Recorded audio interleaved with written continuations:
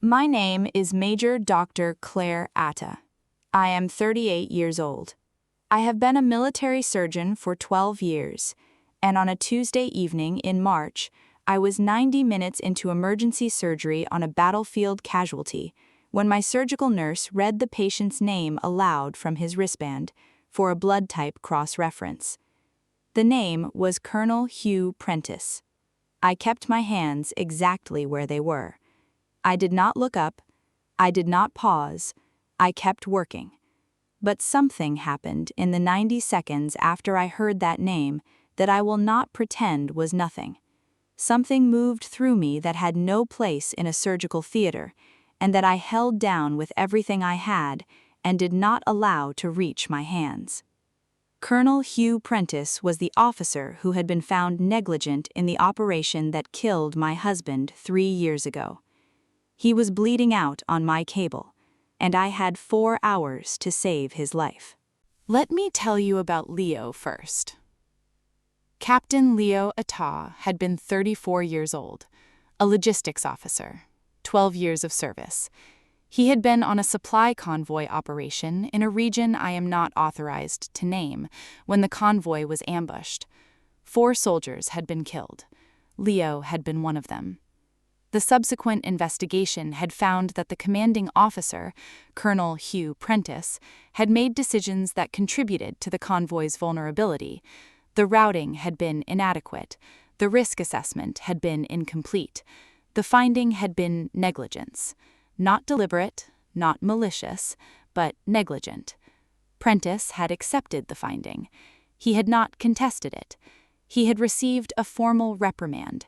He had not been discharged. He had continued serving. I had read the investigation report 11 times in the months after Leo died. I had read it until I could recite the finding in my sleep. I had built, from those readings, a picture of a man whose carelessness had cost my husband's life. I had never seen his face. I had never needed to. And then he was on my table. The surgery. 4 hours and 17 minutes. Internal bleeding from 3 separate sites. Shrapnel damage to the left lung. A secondary vascular compromise that presented 40 minutes in and required immediate intervention. He was critically injured. He would die without the surgery. I had known this before I knew his name. I had been working towards saving his life for 90 minutes before the name was read aloud. And when the name was read aloud, I made a decision in the space of 2 heartbeats that I am not sure I can fully explain, but that I have never for a single moment regretted. I kept working. Not because I had processed what I was feeling and arrived at professional clarity. I had not. What I was feeling was still moving through me like something that needed to find a way out and had not found one yet. I kept working because I am a surgeon and he was bleeding, and there is no version of my oath that has an exception for this. Captain Dr. Clare Attah was across the table from me. He had been my surgical partner for 2 years. He is precise and calm, and he does not speak during procedures unless it is necessary. He did not know whose name had been read aloud. He did not know why my breathing had changed for approximately 11 seconds before settling again. He simply kept working alongside me. I am grateful for that. The object at the center of everything was the investigation report, not the physical document. I did not have that with me in the surgical theater, but the 11 readings of it. The finding that lived in me as a memorized text, the words that had become so familiar they had lost their ability to hurt and had become instead a kind of floor, something I stood on rather than something I felt. Colonel Hugh Prentice, negligent, routing inadequate, risk assessment incomplete. Those words had been the explanation I had built my grief around for 3 years. They were still the explanation. But something in the next 4 hours, in the concentrated silence of surgical work, in the particular focus that comes when you are holding someone's life in your hands, something began to ask a question I had not asked in 11 readings. Why had he not contested it? The finding had been negligence, a formal reprimand, a significant mark on a career. Officers contest findings like this. It is their right. It is the normal response. He had not contested it. I had read that in the report, and I had read it as guilt, as a man who knew he was responsible and had nothing to say in his defense. 4 hours and 17 minutes of surgery gave me a different question. What if he had not contested it, because contesting it would have required saying something he had decided not to say? I want to pause here, because standing at an operating table at 2 in the morning, asking a question I had not asked in 3 years while keeping a man alive who I had spent 3 years responsible for my husband's death is not something I have language for that fits in one sentence. I am going to try to tell you the truth of it anyway. If you have ever held something steady on the outside while something entirely different was happening on the inside, drop a comment below. And subscribe right now, because what happened when Colonel Prentice woke up and realized who I was is the part that changed the shape of 3 years. He woke up on Wednesday afternoon. I was not in the recovery room when he first regained consciousness. I had finished the surgery at 0214. I had gone back to my quarters. I had sat on the edge of my bed for a long time without lying down. At 0600, I had gone back to the surgical ward to check on 3 post-operative patients. At 800, I had attended a briefing. At 1100, I had returned to my own work. At 1430, a nurse told me Colonel Prentice was asking to speak to the surgeon who had operated on him. He did not know it was me. He had not known who was in that theater. He was asking out of the ordinary gratitude that patients feel toward the hands that kept them alive. I went to the recovery room. I introduced myself. I watched his face as the name registered. He said nothing for a long moment. Then he said, "Dr. Attah," not a question, a recognition, and something else. Something that looked like a man who has been waiting for a moment he did not know how to create and has just found himself inside it without choosing it. He said, "I have wanted to find a way to speak to you for 3 years." What he told me. I am not going to give you every word of it. Some of it is still part of proceedings. Some of it belongs to people who are not me or him. But the shape of it. Before the convoy operation 3 years ago, Prentice had received a risk assessment from the Intelligence Division. The assessment had informed his routing decision. He had made the decision based on what the assessment told him. What the assessment had not told him, what had been withheld from the assessment before it reached him, was a piece of intelligence that would have changed his routing entirely. Information about a threat in the specific corridor he chose. Information that had existed in the system and had not been passed him. He had discovered the withheld intelligence 48 hours after the ambush. He had understood immediately what it meant for the finding against him. He had chosen not to contest the finding, not simply because contesting it would have pointed to Ford, but because at that moment the operation Ford was running was still active. Any appeal, through any channel, official or otherwise, would have required the withheld intelligence to be surfaced, and surfacing it while the operation was live would have exposed it entirely. The logs that the investigation can now access safely exist because the operation concluded 8 months ago.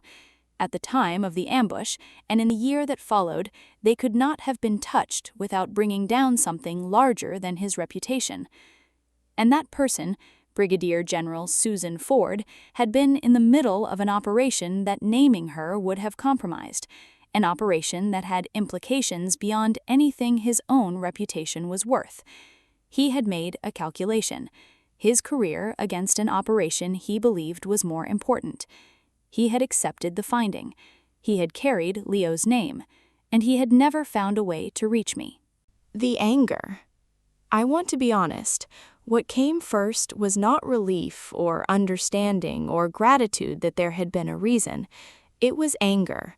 3 years of a finding that said negligence. 3 years of a floor I had stood on. 3 years of a picture I had built of a man whose carelessness had taken Leo. And the floor was not wrong. He had made the decision, and Leo had died in the corridor that decision had chosen. That was still true.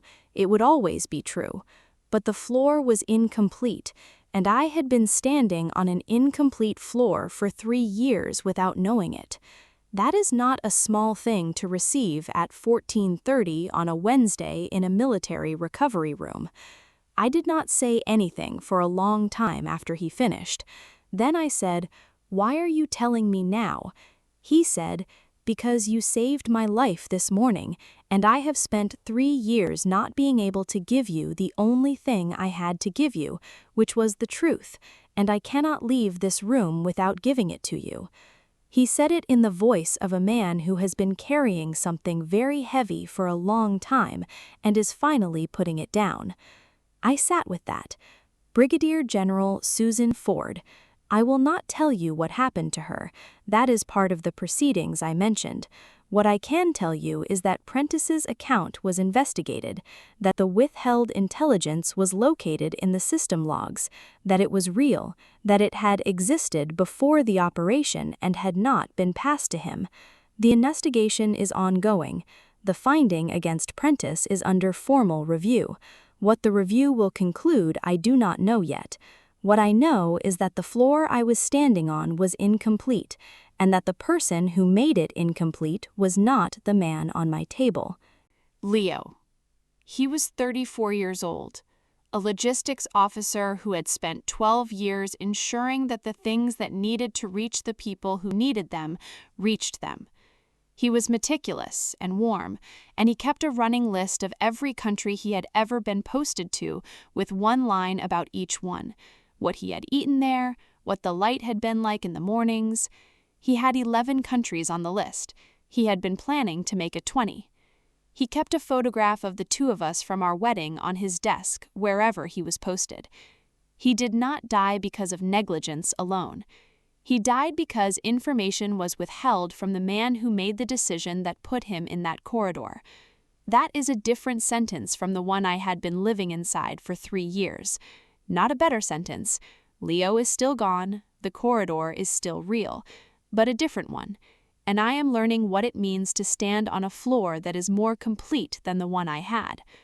Hugh Prentice. He was discharged from the medical facility after 11 days. Before he left, he asked to see me one more time. He said, "I know that nothing I have told you gives Leo back. I know the finding was based on a decision I made. I know that is still true." He said, "I am not asking you to forgive me. I would not ask that. I am asking you to know the full picture. That was all I ever wanted to give you." I said, "You gave it to me." He said, "He deserved better than the corridor I put him in. He deserved better than what the intelligence picture I was given allowed me to give him." I said, "Yes, he did." That was the last thing we said to each other. It was enough. The surgical report from Tuesday evening is in the medical archive now. 4 hours and 17 minutes, 3 sites of internal bleeding. Left lung, secondary vascular compromise. Patient survived. My name on the report as the operating surgeon. It is the most ordinary document in the world. And it is the document that gave me a conversation I could not have reached any other way. Here is what 4 hours and 17 minutes of surgery taught me. The explanations we build our pre's around are built from what we are given. We build carefully. We read the reports 11 times. We construct a floor and we stand on it because the alternative is standing on nothing, and that is not survivable. But the reports are built from what reached them. And what reaches a report is not always everything that was there. I had a finding. It was accurate in its facts. It was incomplete in its context. I did not know that for 3 years because no one had told me, and I could not have found out any other way except by being the surgeon on call on a Tuesday evening in March when a critically injured colonel was brought in and my nurse read his name aloud for a blood type cross-reference. Keep your hands steady. Do the work in front of you. Not because it will always lead somewhere you expect, but because sometimes the work is the only path to the thing you needed to know, and you will not know that in advance. You will only know it afterward. Drop a comment and tell me your story. I read every single one. And subscribe. I am here every week with a new story. She kept her hands steady. She always does. What she learned when he woke up, she could not have reached any other way.